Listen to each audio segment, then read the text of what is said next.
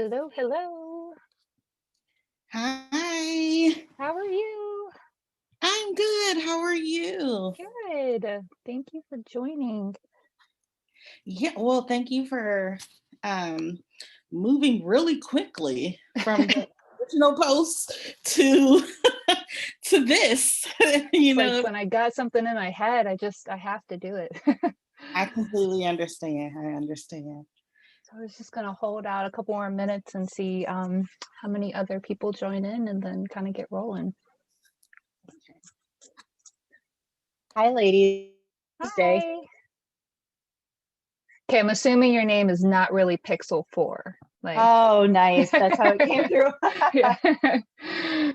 Yeah, I'm trying something new lately. No, Okay. no, I'm Sarah. Nice to meet you all.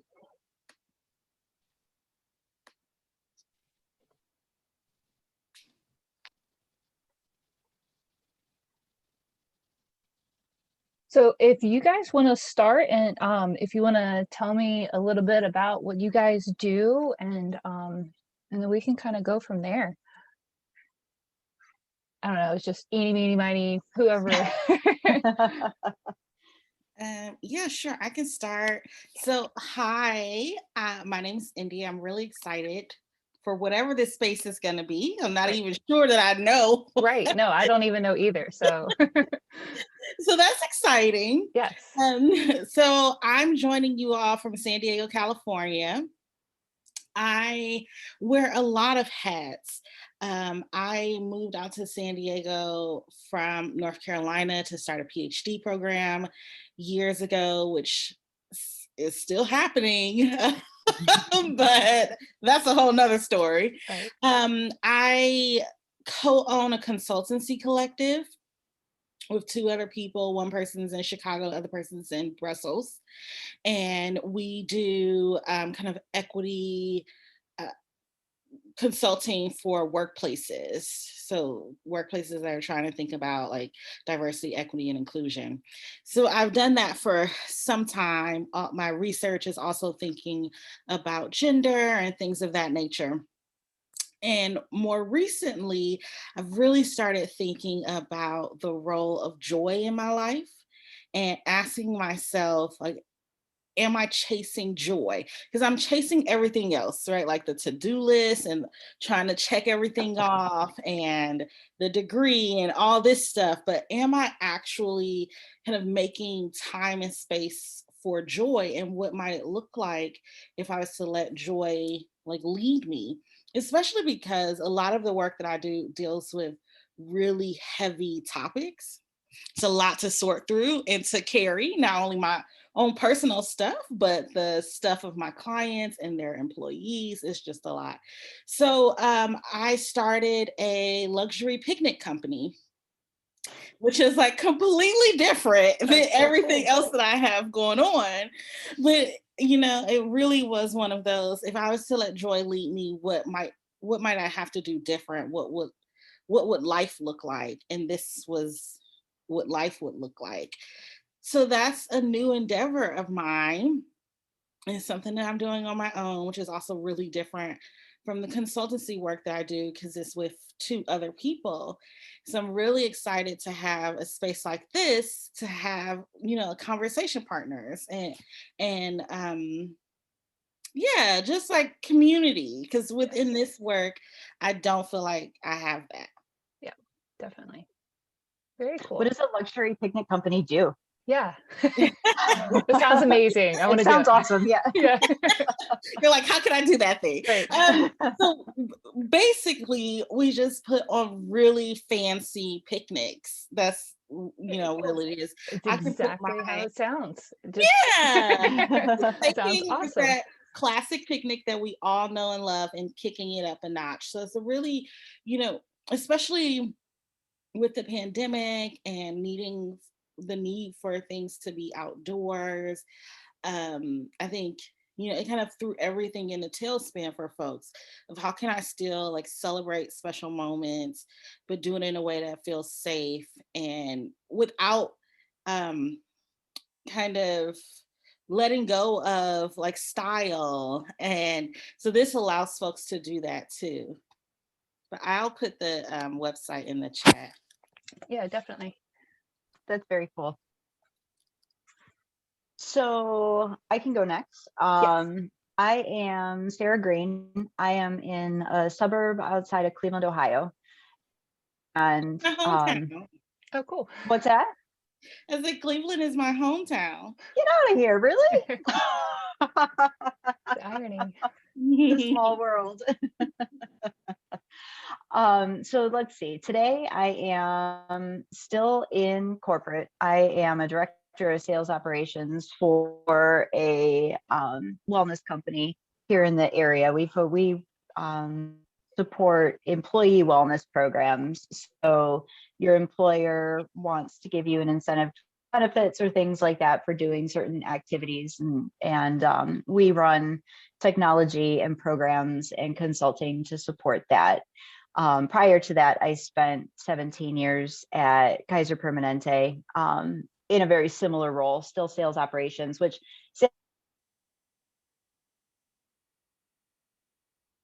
Oh no. Okay, I thought it was my computer. No, I think we lost you, Sarah.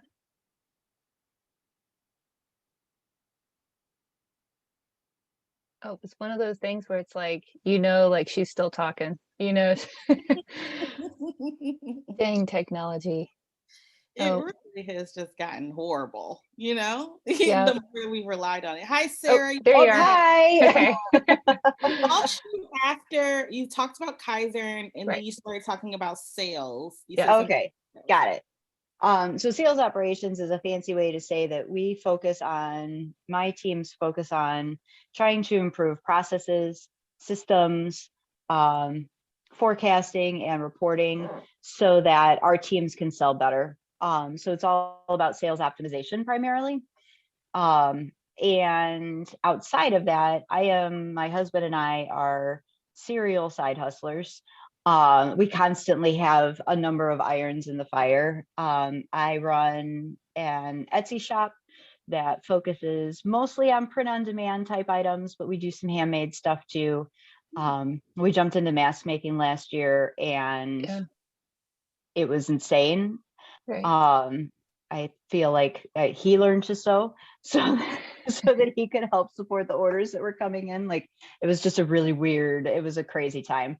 And now I'm at a point in my career where I'm not happy where I am and I don't know if I want to go work for somebody else again. So I'm starting to dip my toe into doing some consulting work, focused on analytics and helping small businesses get analytics support, learn how to leverage big data and kind of come together to get the same benefits that a corporation might have with with an analytics team, because I don't feel like as a small business owner, we're often thinking about our data and how to look at it different. It's real easy to get lost in the numbers. So that's my world today. Gotcha. Very cool. So I am here in Yorktown, Virginia. So not as cool as, California and Cleveland, but historic factors. I currently I wear a lot of hats as well. Basically, I'm the director of my husband, just to make sure that he does what he needs to get done in a day. We own two small businesses, a fishing charter boat company and a marine services company, both boats, marine life. I came from a large, I would say large, but here it's kind of small. A construction company where I did project management, and I did their marketing, which is my passion, marketing on as a side to doing project management. And then COVID hit, and then everything kind of halted. So and then it was kind of everything kind of laxed off, and then everybody's like, oh, I've been looking at this fence since I've been home, and so everybody like inundated, and then marketing got put on the back burner, and I was like, I'm not happy. So now I do that with both of our companies, but I don't have anybody to ping ideas off of anymore. It's just me and my walls. So like right now, like I have to come into my closet to get away from my kids and my husband. So, um, but so I've just started this to kind of just, I, you know, selfishly, obviously, but to help others as well. But I have so many things that I wish that I could be able to talk to a human being about, because when I go to my husband, he was like, that's cool. I don't know what you just said, and because he's mechanical and he's a doer, but he has no idea how to operate a computer. So, but yeah, I've been with the companies now since November, so it's relatively new, and so we're still trying to figure out what roles I do and what role he does, and because he's used to doing it all, and so try not to step on each other's toes and not kill each other and still be husband and wife at the end of the day. So um and then I have recently was my goal for this year is to, because I've been talking about it for way too long, get my podcast up and running. Basically just talk about, navigating through hard, and which is ironically everybody's, has so much hard now, and then finding the good and just try to process and focus on the good. So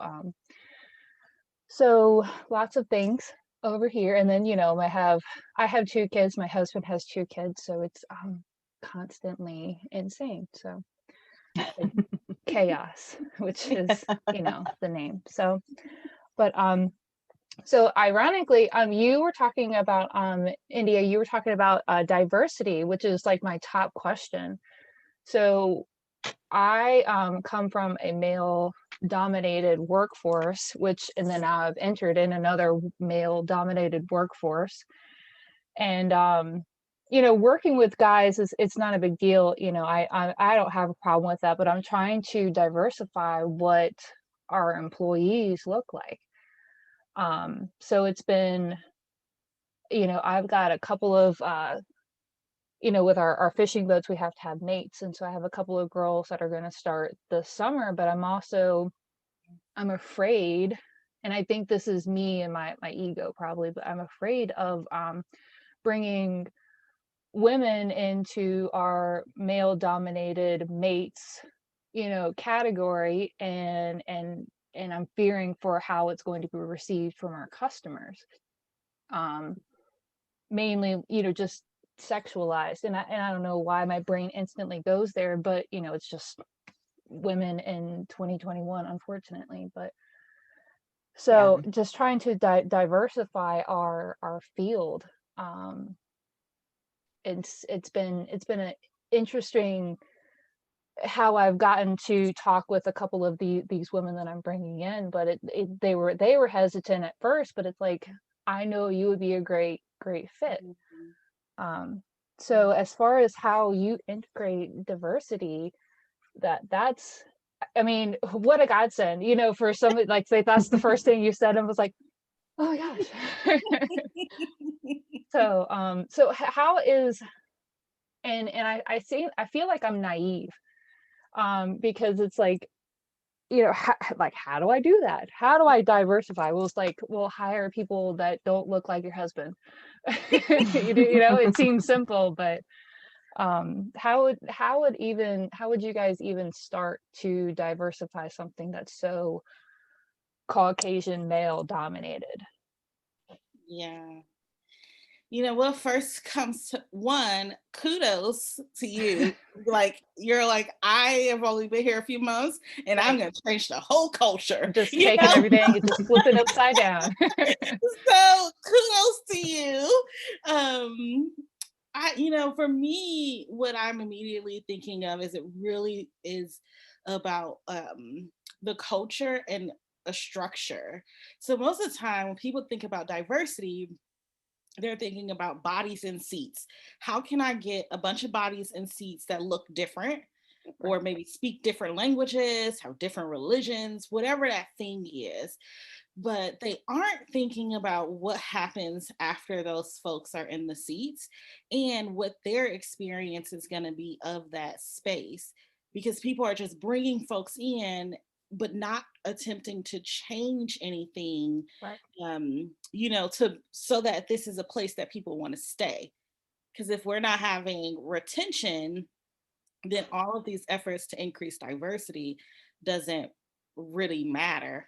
you know Right. so it's like diversity and inclusion work hand in hand. I think what you're bringing up too is like, how can we think about this from an equitable lens, because the issue is not just with your company, it's with the entire industry that is very like white and male dominated.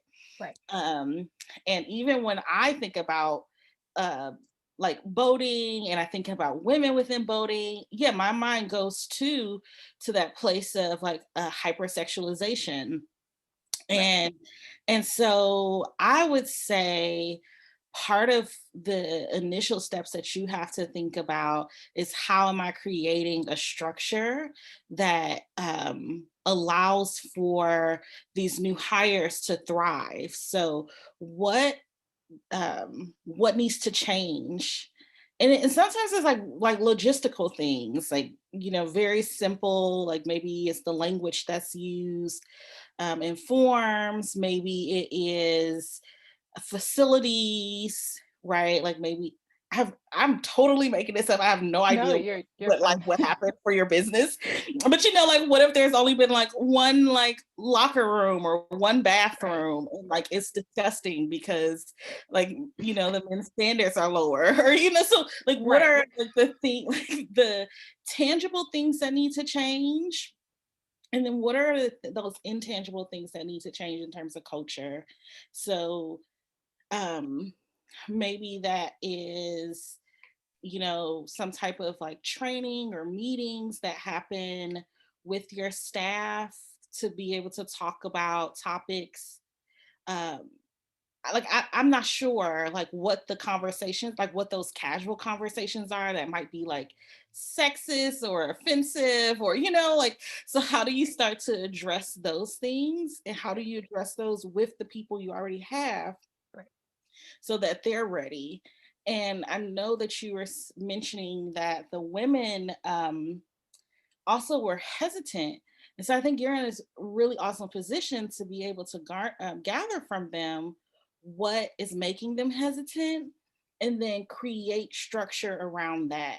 And so, and then you change your narrative to fit that.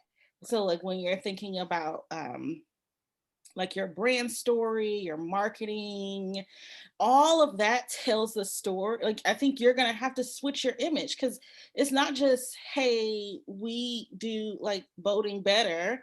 It's like we do boating better, and like look at the all. I have no idea. I'm making this all up. I know No, I'm absolutely going nothing with it. I'm going about with it. You're boating.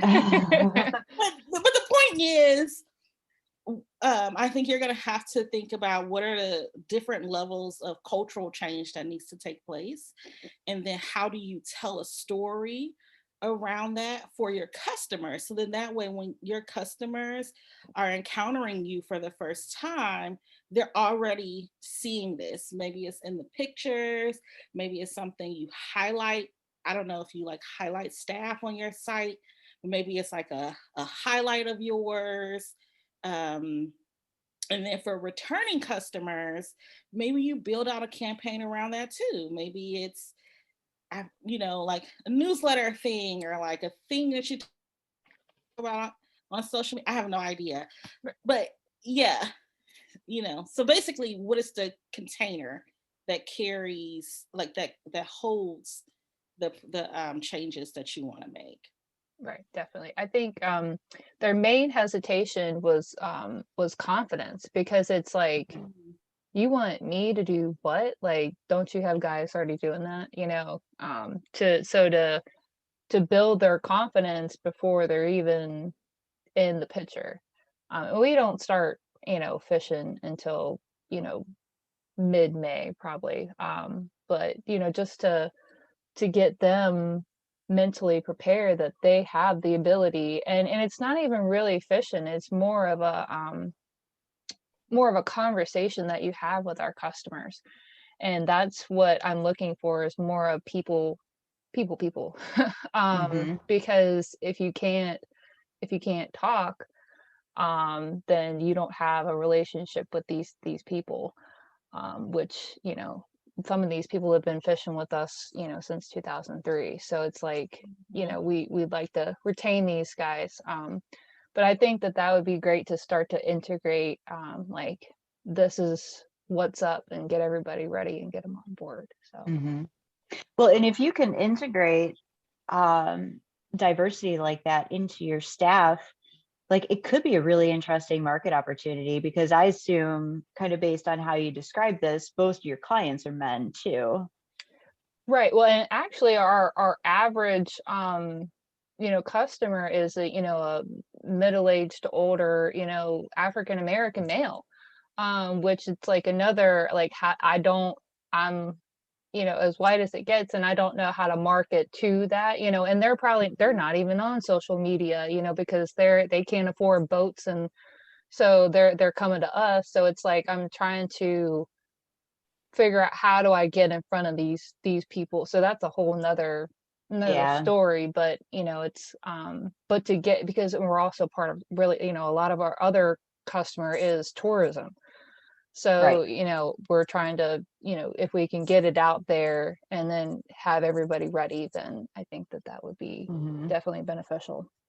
Well, and as India was talking about kind of incorporating that into how you present, or what you present for your brand too, is, and hearing tourism at the same time, if you can get some women established, like I wonder if there's an opportunity to actually target market women who might want to charter. Like I've never thought about doing it. I would be super intimidated to get on a boat full of guys and try and do something I've never done before, you know?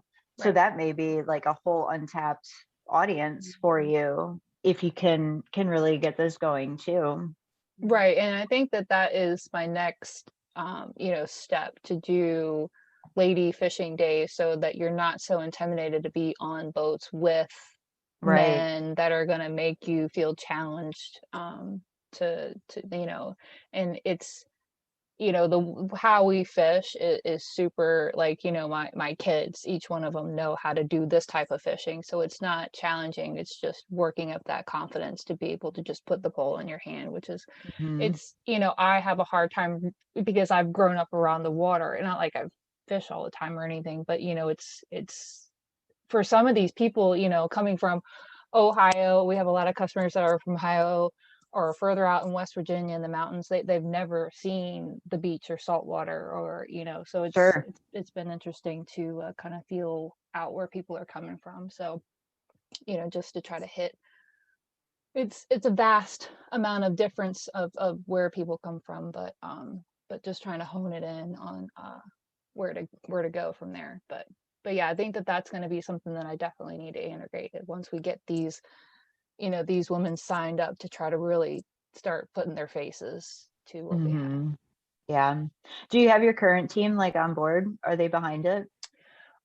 So you know, my husband definitely is, and then you know, one of our other captains is. I have not, I mean, I haven't had a whole conversation with everybody, but you know, the main players that definitely on Yeah. board. Yeah. So Yeah, because that to me feels like the first step is that you need to work on the internal culture right. before you bring people into that situation. Because I would hate to be the person that you bring into it and then you're working on the culture right then, and Right. I got to experience it, Right. you know. Right. And then, you know, the because we've got two boats, and so we only have you know, two captains right now, and you know, one of them is my father-in-law, which, you know, he's a huge people, he's the one that started this company. So it's like he's on board with everything, and then, you know, it's like, I know I just have to have a conversation with our other captain and mates, and so I'm sure that they'd be great. So it's just having that conversation. Then, you know, it's like, I'm not 100% sure if they're signed up yet, if they're confident enough in themselves, and so just kind of Yeah. kind of working that battle.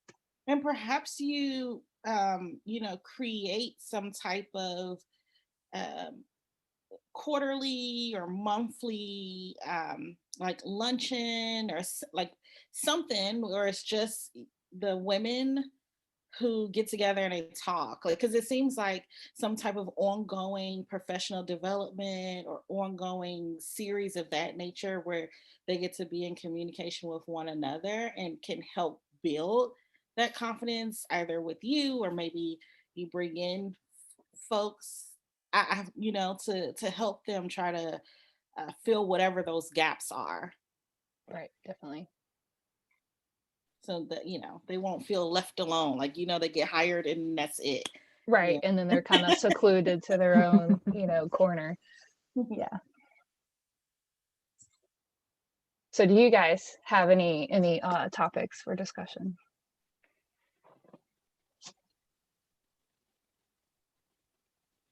Honestly, I don't have anything today because I wasn't quite sure what to expect. Right.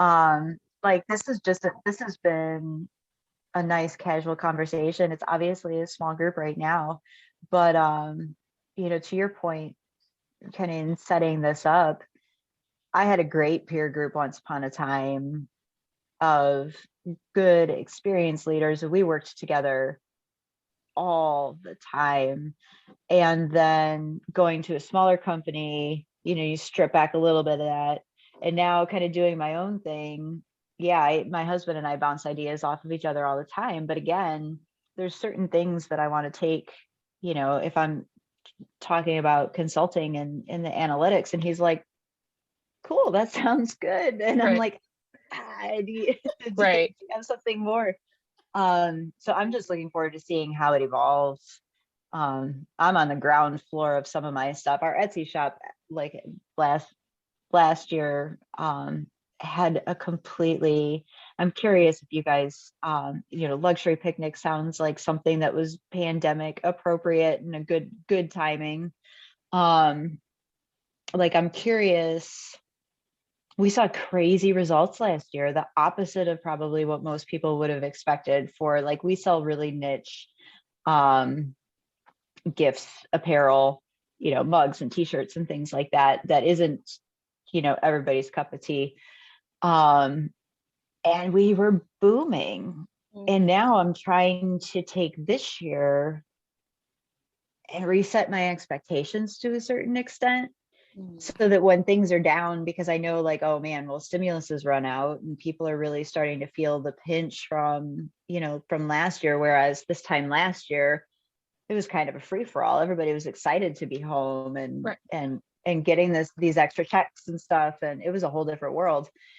And so I'm trying to reset myself so that I don't freak out, because Yeah. I know this may be more of a return to normal. So I'm curious if you guys saw any spikes or like just how you're dealing with, this is another unknown year. Like it's really hard to predict. Right. For us, and I've only been, a part of the company as long as I've, known my husband. I've known him for, about 6 years now. So, and they've been in business since 2003. But in the recession in 2008, 2009, 2010, their business boomed Right. because fuel prices skyrocketed and everybody was selling their boats, and so they still wanted to go fishing. Huh. And so last year I was expecting, because I hadn't been through that, I was expecting the worst. But amazingly, even with all the restrictions, I think we were pretty much at a 50% capacity. We still had, like top 3 year. It Yeah. was insane. And that was doing bare minimums. It was my husband running the boat sometimes and him organizing the schedule and me answering the phones while doing my other real job. And it was bare minimums. There was no marketing. There was just answer the phones, get these people fishing. That was it. And so Right. I can't imagine what this year is going to be like, because it's like, one, I don't know if, like, it's everything's trending down now, but it's like, is the variant gonna spike it back Right. up, or is there some other horrible disease waiting for us out there? So it's like, I don't know what to expect. Yeah. And I can only assume, and I don't want to be naive with the assumption, but I would only assume that our year would be better because we are marketing and I am invested in this solely. So again, it's like I hope for the best, but I'm pretty sure that some kind of curveball is going to come at us, like just we know it. Yeah. I think I was like on Facebook and the whole killer hornets thing came Right. up, and someone was like, okay, so 2020 part 2. Right. I think for me it has varied. So last year our consulting at the start of the pandemic really went down because people were, we know Yeah. they just kind of were all over the place and not sure. And in some ways consulting feels like a bit of a luxury for organizations. And so we saw a dip, and then um what like May, June, when all of the uprisings started, people were scrambling and they were just freaking out and not knowing what to do. So at the same time that these uprisings are happening, then you hear all these folks really calling out organizations like, you need to show up and you need to make changes. Then there was a huge uptake in folks really wanting help.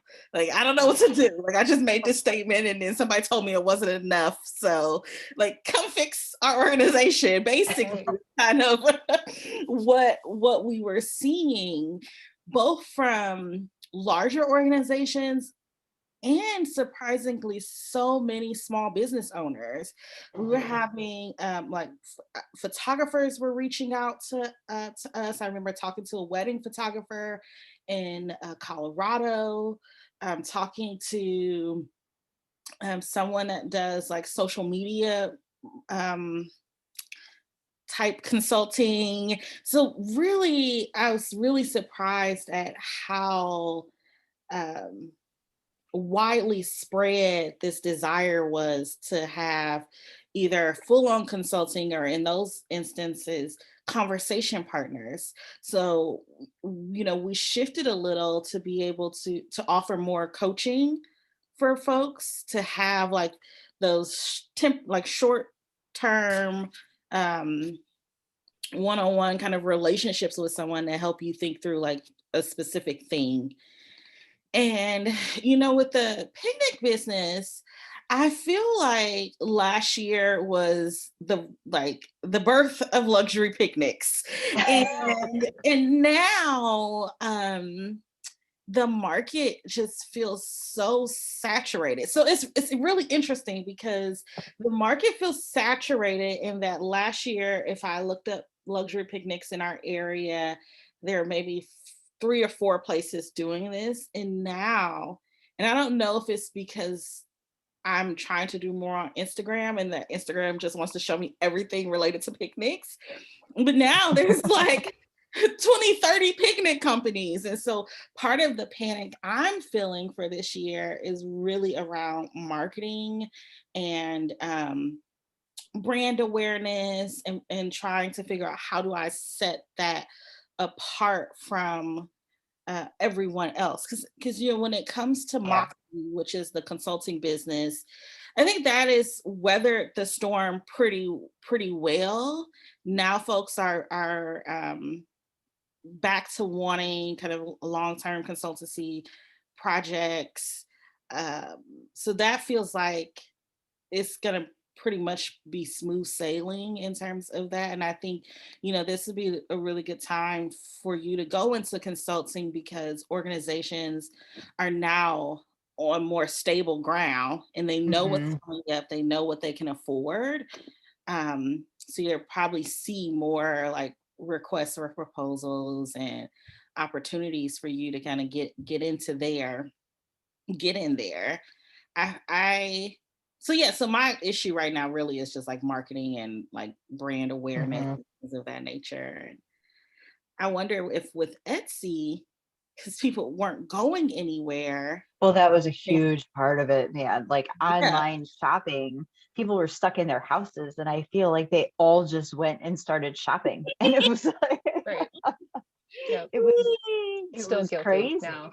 Yeah, I know, right? We had so many Amazon boxes coming to our house on a regular basis. Like Yeah. we have a consistent gift basket out for our Amazon drivers now Very because cool. it's just like, Very cool. Yeah. No, my first thought was, like, I want that here. That sounds so cool. Like, especially now that it's getting a little bit warmer and, that would be so perfect to be able to just take the kids, go down the street and sit in the grass in the sun and, have a luxury picnic with a couple of our friends. That would be so Mhm. cool. To put it to Etsy to where I could buy that luxury, because it's like I don't want to go to Walmart and search all over every single not I mean, but probably Target, but like every aisle to try to figure out what would that be, and then it just be bundled and ready to go. That was my Mhm. first thought, just and you're like, it's so saturated here, and I'm like, That's I've never exactly heard where I of was. like, I'm why like, are we maybe not this is a cool? West Coast thing because I have not heard Right? this yet. Like, Like, we're so not cool here. Like, what is uh-huh. like, I need that in my life. I was just talking to a friend of mine that's in Beaufort, North Carolina, so right on the water in North Carolina, and Yeah. she was saying, this is awesome and you should figure out how to franchise this so I can bring it to North Carolina. And that just feels completely outside of my scope of like understanding of life and Right. ability. I was like, oh, I don't know how to do that, but thank you for the vote of confidence. Yeah, no, it's like if there's a like see a need, feel a need, if you hear that it's a thing, then Mhm. don't like, just because you don't know how to franchise, I bet you if you Googled it, you would figure it out in a heartbeat, Mhm.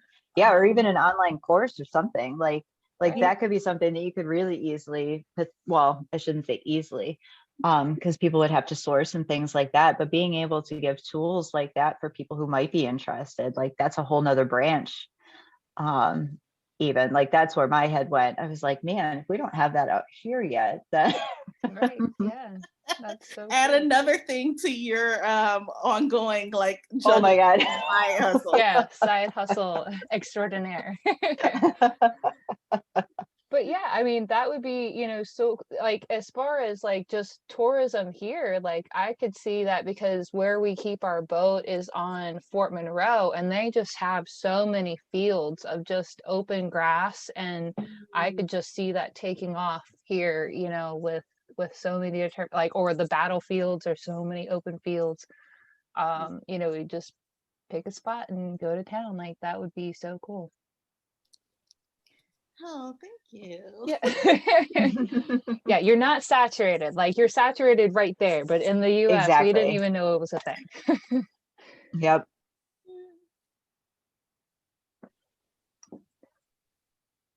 So my other problem that we are having is because we're seasonal,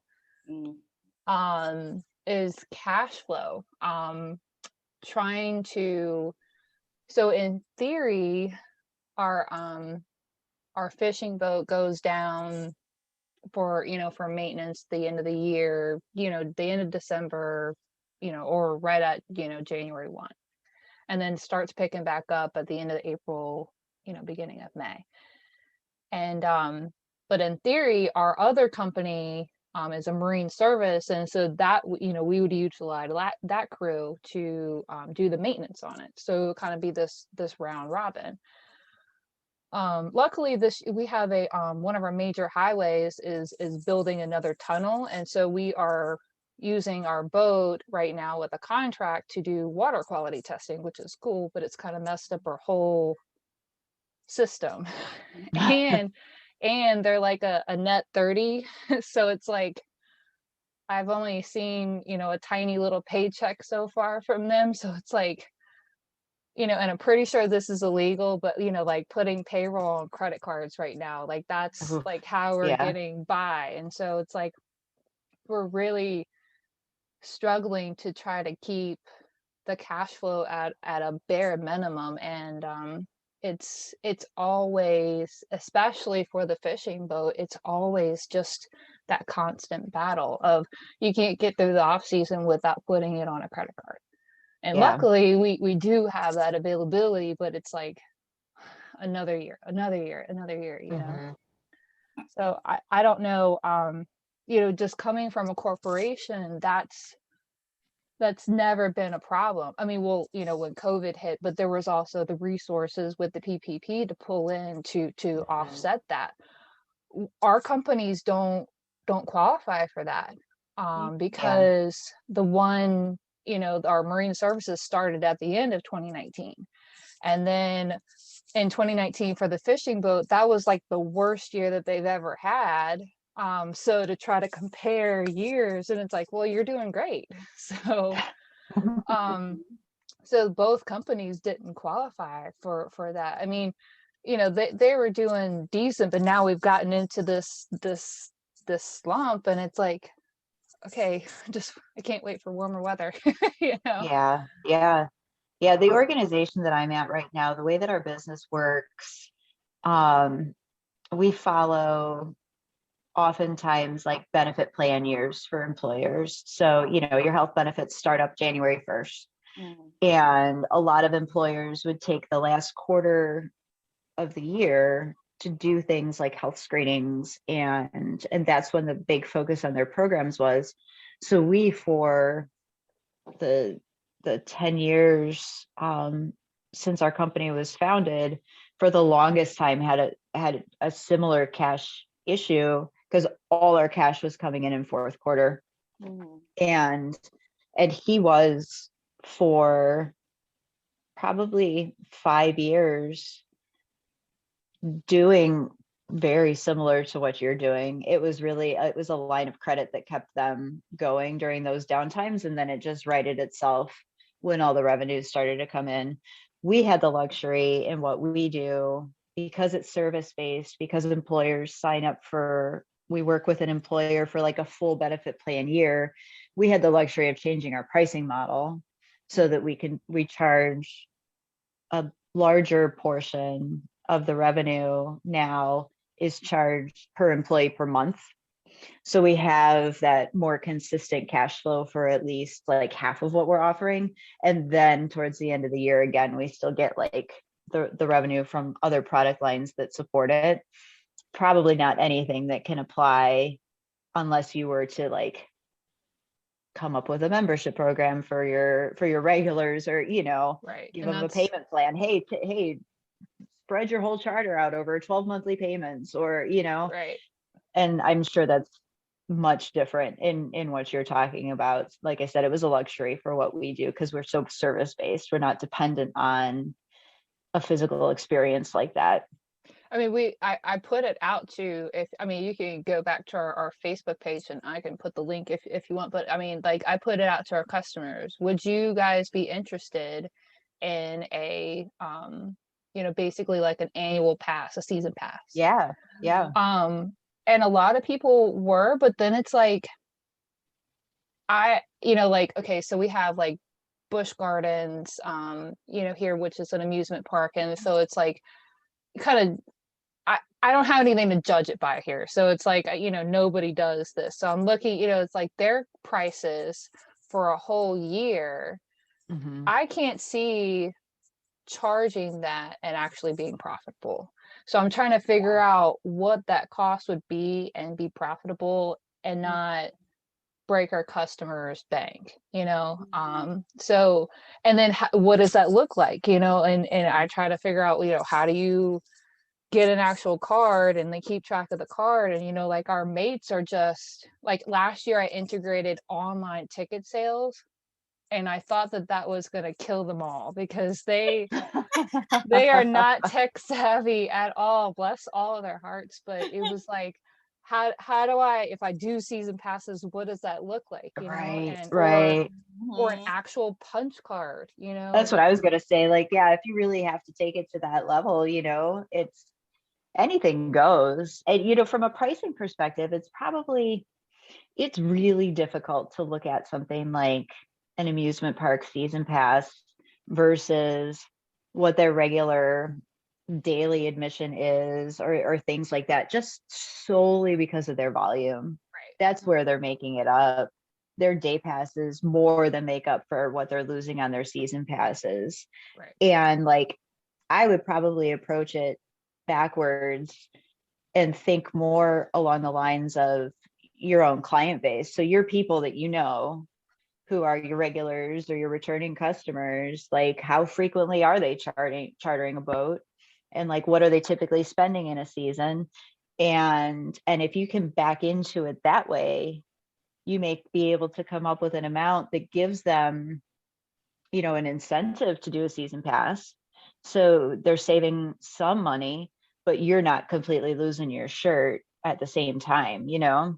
Mhm. Right. And I think I'm going to have to take this year to be able to track that. Hmm. Because you know, again, everybody is so old school here. They literally have a big thick notebook, Oh, and wow. every day they pencil in, okay, this person booked it with this many people. And so it's just, I would have to thumb back through, and it's like, Mhm. I think this year it's like, okay, we're going electronic. And if it's just going to Yeah, be me, I might as well do it my way, and then we'll just figure it out from here on out. Because I mean, that system works, but it's like for analytics, it exactly. doesn't. Yep.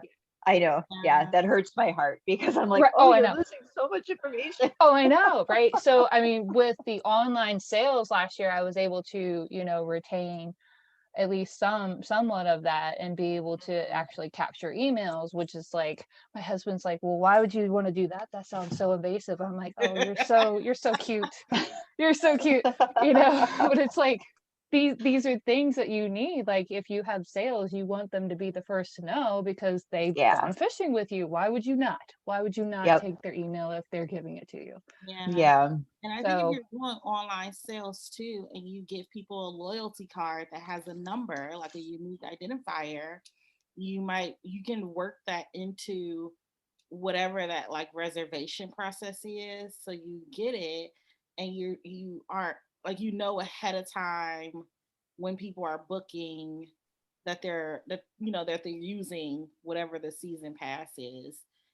I've been thinking a lot about the whole, what is a profitable price, and how do you pay yourself first? Because I think so many small business owners do not pay themselves first. Like, we're nope, Hmm. thinking about how do nope. we care for all of the bills, all Right. of these other things, and then if there's like money left over, we'll like take some of that money.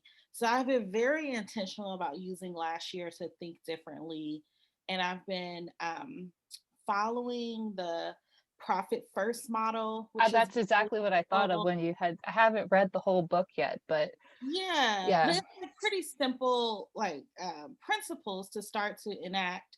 And then I went through this other course called the Blueprint Model, um, which was really helpful. However, it's like really expensive. And so, Sarah, you were talking about online courses, and so Hmm. much of my thought about what's next for me is about online courses, because honey, they are racking it up in the Yeah. Yeah. you Hmm. know, like I think about this course, this particular course, like almost $2,000. Hmm. She does it like cohort model, like maybe 3 to 4 times a year. So if Yeah. she's getting like 30 folks to sign up, she's making some money. Yeah. And so that's like a whole Hmm. other thing. Like, I'll make Yeah. that a topic for our next call, because I'm Right. like, how can I make this Like, happen? how do you make that happen? Like, we need to do this now. But um, what that was helpful, like the overall premise of it, is she feels like the 100% cost, which is the cost that you charge your client, is broken up into 40 and 60. The 40% is project costs. So what it Hmm. actually cost you to produce this thing, and she breaks that down into materials, labor, and time. But what it requires is that you really get very clear about how much time it takes you to do everything, and what your time is worth to like make sure you give yourself Mhm. a wage. And you know, for what you're doing, Stephanie, it's a little simple in that you have actual labor costs. You know, so you can just Right. like plug that labor cost in. So for a 1 hour fishing expedition or whatever, maybe there's not that much materials. I don't know if like people are coming with their own like bait and all that kind of stuff, or that's something that you're providing, but maybe the materials are very little. It's like fuel and whatnot. Really, I think the cost comes in labor, because you're paying people to be on the boat, and then like time. Um, and so I don't think that, and for her, time is all of the things that from the moment that the person reaches out to you till like they get off that boat, what all goes into that, how much time does that take up? So that is like that 40%. And then the 60% is project profit. And so she breaks that up into taxes, overhead expenses, and owner pay. And I imagine like Mhm. I say all of this with a grain of salt, Stephanie, because I imagine that your structure is a little bit different in that, like, I don't know, but her whole thing is you should be getting paid twice as business owners. One, for the time that you put into the actual creation of the thing. And then so like if you have to go down and you know y'all go digital, and so then that means that you have to be the person there like swiping everybody's card or whatever, like that Right. time you should be getting paid both for that time and for being an owner, and that owner pay comes out of that 60%. So that was really eye-opening. So that is like Mhm. the model that I've been trying to use for the picnic company and the model for the consulting. And you know, the consulting, I think it lends itself very well for consulting, because consulting is usually pretty expensive in the first place. So Mhm. it's not that much of a sticker shock when we did that. And what I ended up doing for the consulting was swapping it out. So 60% was the um, made up of like the project costs, because there's so much labor that goes into it. Our prices were, when we tried to do like 40% for material, 60% for profit, it was higher than we felt comfortable with. Right. So Yeah. switching it, it felt a little more comfortable. And what I'm recognizing for the picnic company is um, doing that makes it so that every single unit, every single picnic sold, you're making profit on. And I love that. And I'm recognizing that it also puts me out of line with like some of my competitors. Some folks are significantly more expensive and some folks are significantly cheaper. So then Mhm. again, like I'm like back to this whole like marketing thing. How do I create value for folks so that they feel like, you know, they're getting something out of paying um, whatever that price is? But I think that that might be a way that you approach the season passes, is with every single pass, what does it need to be in order for it to be profitable, so that no matter what, you know, and so then you figure out the cost for one unit, and then she has you from there figure out how many you would need to sell in order to meet whatever like that sales goal is. So if you're saying I need these season passes to cover, like it needs to give us, it needs to equal 3 months worth of like income, like the 3 months that we usually lose, and say that's $10,000, then you work, you know, you use that as a way to help figure out those costs of how much you would want to charge and how much you would need to, like what your goal would be for selling. Right. Definitely. Yeah, I think honestly, because we have such a huge surge of cash coming in June, July, and August, I think it would be totally worth it if I could just push these in January Yeah. and take, just whatever, just to take, you know, even if it was just a bare minimum, not necessarily lose money, but there's no profit, and then just to have that cash flow coming in. Yeah. And then once I've got that established, and maybe to increase it to where it's profitable. But Mhm. I think it's just one of those things, like I'm not comfortable enough to where I could integrate that just yet, because I don't know what that specifically looks like. Because it's so easy to be like, oh yeah, I could sell a season pass, and then it's like, okay, how do you actually use it? Like, so Right. I'm not there yet, Yeah. and I know our guys are definitely not there yet. So Yeah. you know If you could use this as a building year, like it's like all of a sudden I just started to think, if you can sell a season pass, and if you do have most of those expenses typically concentrated for a client in 2 months of the year, like the added benefit for them is being able to spread it out. Like, would you actually get more than if they were just chartering in June and July, because they can spread out their own cash flow? right, That's a exactly. whole nother aspect. Yeah. Yeah. So, last year was like, okay, so I know this is a number with bare minimums. And it's like, okay, so Mhm. this year I know it's like, this is what it would be with just generalistic and data gathering. And then I Yep. think next year it's going to be add on to what we can. But my deal this year was like, so we offer, it's like typically it's a public charter, and whoever can come on, and it's $50 a person, and you go fishing. Hmm. But I've been really pushing, reaching out to church groups, especially in our area, because they can't. And not we've done work with elderly, but with the veterans, and doing private charters to where these groups can bring, and then doing deposits now, and then they pay the rest later. So that's kind of, they've done that in the Yep. past, but I've been really pushing hard on that to try to generate cash. So that's the other thing but yeah, I think that this year is just going to be data retention, or at least figure out how to get data, you know. Yeah. Yeah. Um, but yeah, no, that's great ideas, definitely.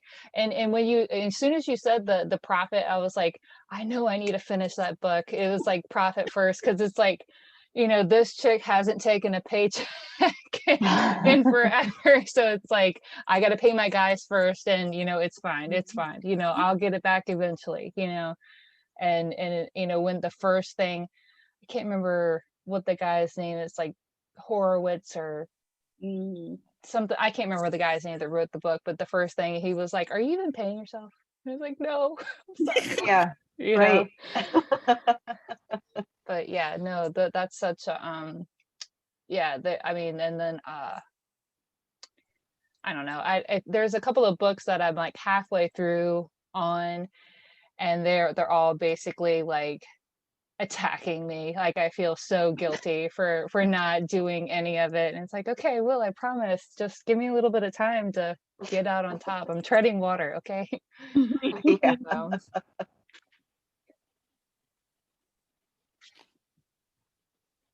okay, so I mean, yeah, this was so I know we've been talking for an hour, but I think if you guys don't have any more questions, this was so informative. And it's just to be able to talk to other Mhm. humans that actually are relatable, that are in, the same boat, and it's like, it's so genuine. I appreciate that Yeah. so much. Yeah, this was great. Thank you guys so much. Like, it was easy conversation. And again, and like, it's energizing just to be able to talk about ideas sometimes too. And, I'll probably wind up in about an hour and a half with a notebook, because I'll be like, oh my gosh, it just kind of breaks open Yeah. some of that sometimes. So I really appreciate it. Yeah, and I'm excited, Sarah, to hear more about what's like next for y'all. Oh yeah. Right, I probably have 5 different things we're doing next week. No, Right. I really hope not. Yeah, we have to be the first to hear about it. If you ever, India, if you franchise any of Uh-huh. the luxury picnic, we need to be the first to know. Yep. Well, I'll probably be back with like questions. Yeah, no, I think I'm gonna try to Google that to try to figure out, what isn't, I think one time I had looked into, okay, so if you franchise a Chick-fil-A, what's entailed? And they're like, Right. that, here's all the money you have to put in, and you can't have another real job. Like this has to be what I was like, oh, I'm out. Okay. Like I don't even have that kind of money anyways, but I just thought it, would be cool. But yeah, so we'll have to look more into that. So, but I plan on, trying to do this at least once a week. I know there was some of, people that, Tuesday nights didn't work for them. And this is the one night where I could just hole up in my closet and get away. So, but I'm willing to integrate other times. And so I think this was really cool, and I'm excited to see where this goes from here. Yeah, Yes, that sounds great. yes. Nice to meet you all. Yes, definitely. So Yeah, you guys too. yes. So hopefully we'll see each other there next week, and I'll keep in touch, and thanks for, come along for the ride. All right. No, it Take sounds care. good. Thanks for organizing it. Have a good night, you All guys. right, thanks, you too. care. Bye. Bye.